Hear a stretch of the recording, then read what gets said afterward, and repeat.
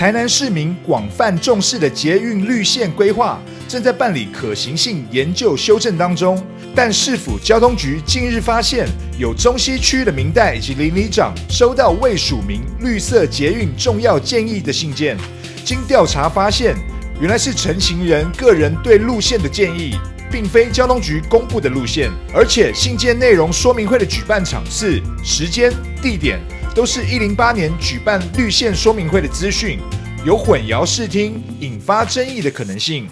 为此，台南市捷运工程处特别出面澄清，民众有寄那个有关我们台南市先进运输绿线的一个重要信函，然后那上面有揭露要办市场说明会的讯息了。那因为这个部分经过我们捷工处去查证的结果，应该是民众自己个人的一个意见跟想法然后就是寄给中西区的一些邻里长跟一些民代，然后那上面的那个有关上面的那个说明会的资讯，都是我们108年举办说明会的一个旧资讯啊，所以也造成中西区的一些民代跟邻里长的一些躁动跟困扰了哈，那这个部分我们经过去查证，这个部分并不是官方的一个作为了哈，所以也因此，我们为了说避免民众误解误认以为说路线已经有一个新的方案，然后也要召开说明会，说我们就主动的发布那个新闻的澄清稿，并到警察局做一个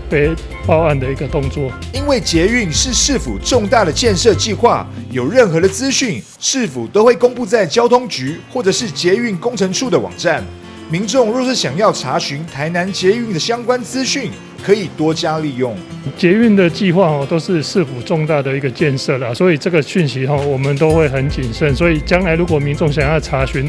有关我们捷运业务的相关的一些资讯的话，都可以到我们交通局或者是我们捷运工程处的官网上查询。那我们会将最新的进度或讯息在公告在网站上。另外，如果我们未来要举办公听会或说明会，我们都一定会以市府正式的公告的文书寄达。那如果民众有一些疑惑的话，也可以马上电话跟我们来做一个查明的动作。台南捷运绿线目前从5个替代路线方案中评估1至2条较具可行的路线方案，并针对路线方案的运量、场站、财务、工程以及用地取得等做进一步的可行性评估。后续有初步成果，将再召开说明会。市府强调，市民若有捷运规划建议，可以向交通局捷运工程处反映，交通局会纳入规划参考。千万别擅自发送不实资讯，以免触法。记者张硕维台南报道。